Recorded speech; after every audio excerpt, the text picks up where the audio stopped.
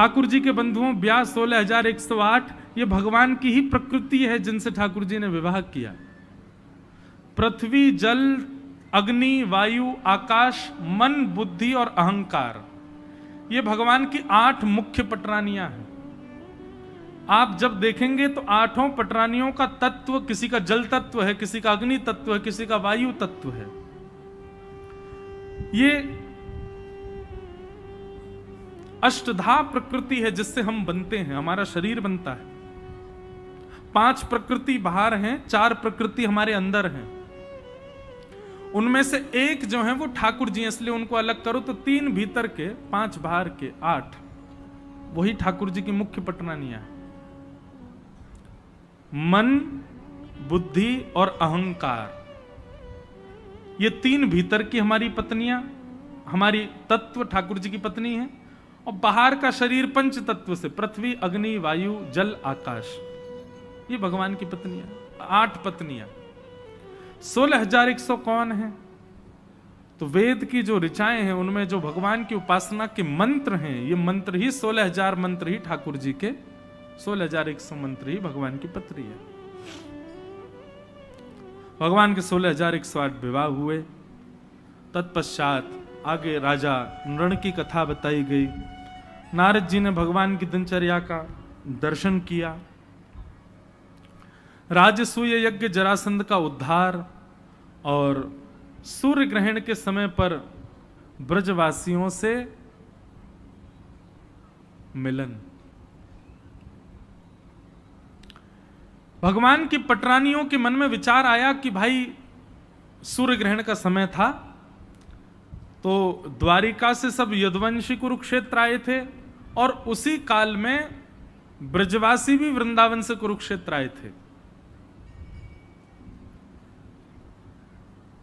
द्वारिका के लोगों को पता चला कि ब्रजवासी भी कुरुक्षेत्र में आए हैं, तो सब द्वारिका के लोग ब्रजवासियों से मिलने गए।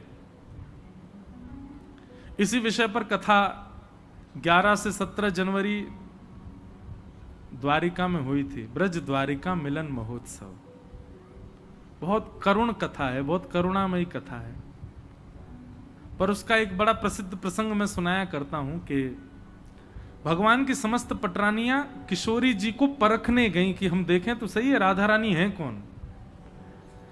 24 घंटा ठाकुर जी इन्हीं का नाम टेढ़ते रहते हैं, इन्हीं को बोलते रहते हैं। अरे हम त्रिभुवन सुंदरी हैं। भगवान की पत्नियां सामान्य सुंदरी नहीं है, त्रिभुवन सुंदर हैं।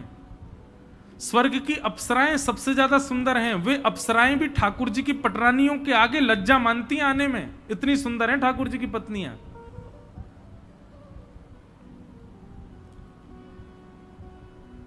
ऐसी भगवान की पटरानियां श्री राधा रानी का दर्शन करने जब जाती हैं और जैसे ही किशोरी जी के शिविर में प्रवेश करती हैं,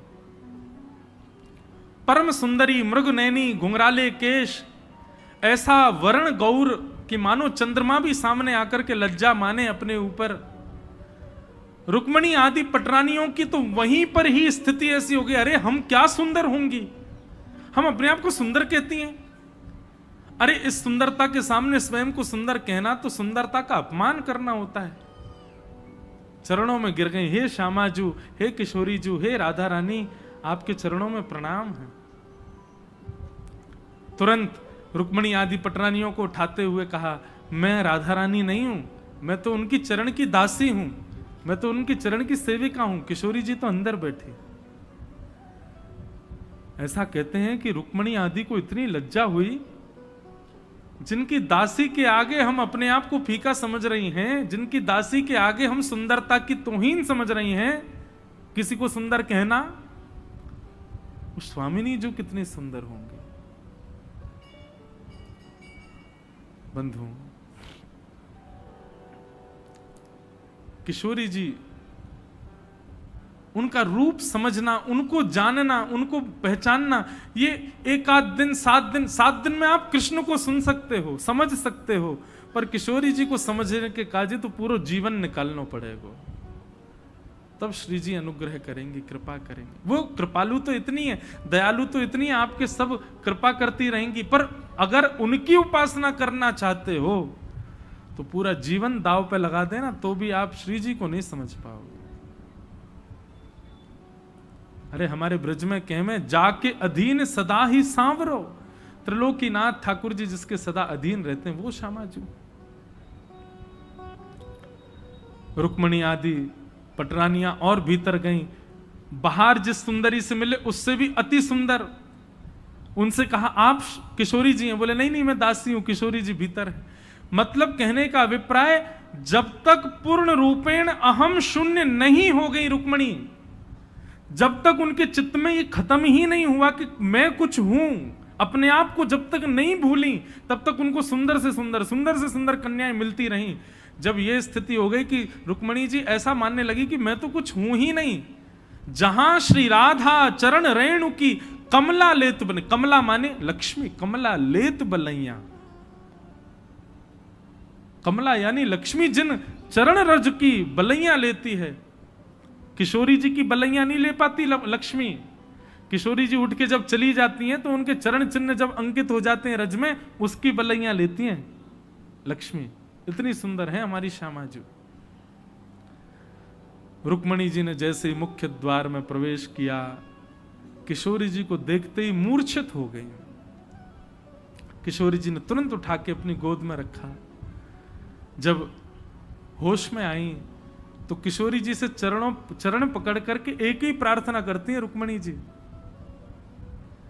कि जीवन में कभी यह भावना नहीं आई कि मैं श्री कृष्ण के बगैर रह पाऊंगी, पर हे श्यामाजू, आज पता नहीं क्यों आपका दर्शन करके ऐसी भावना हो रही है कि अब मुझे वापस द्वारिका नहीं जाना, अब तो आप अपने संग वृंदावन ले चलो। सदा आपके चरण के शरण में रहने की इच्छा है। बहुत अद्भुत प्रसंग है रुक्मणी जी और श्री किशोरी जी का। द्वारिका लीला में वर्णन आता है कि जब रुक्मणी जी को श्राप लगा 12 वर्ष तक ठाकुर जी से दूर रहने का, तो 12 वर्ष तक किशोरी जी की याद करके रुक्मणी जी रहीं, ठाकुर जी को याद करके नहीं। क्यों? ठाकुर जी को याद कर रही थी तो प्राण निकलने को हो रहे थे। किशोरी जी को याद करके अपने आप को संभाल पाई, और किशोरी जी के चिंतन में ही 12 वर्ष तक रुक्मणी जी रहीं। अद्भुत प्रसंग है। ऐसी किशोरी जी को हम प्रणाम करते हैं, उनके चरणों में बारंबार वंदन करते हैं। हे श्यामाजू, हे लाडली जू, आप ही कृपा करो, आप ही अनुग्रह करो, आप ही भक्ति स्वरूपा हो। आप अनुग्रह करके हमारे चित्त में विराजेंगी, अपने आप भक्ति को संचार होएगा।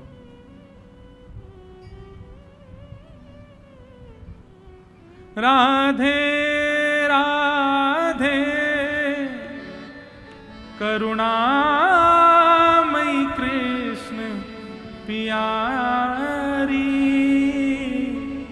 मेरी सुधली जो श्री वृषभानु दुलारी।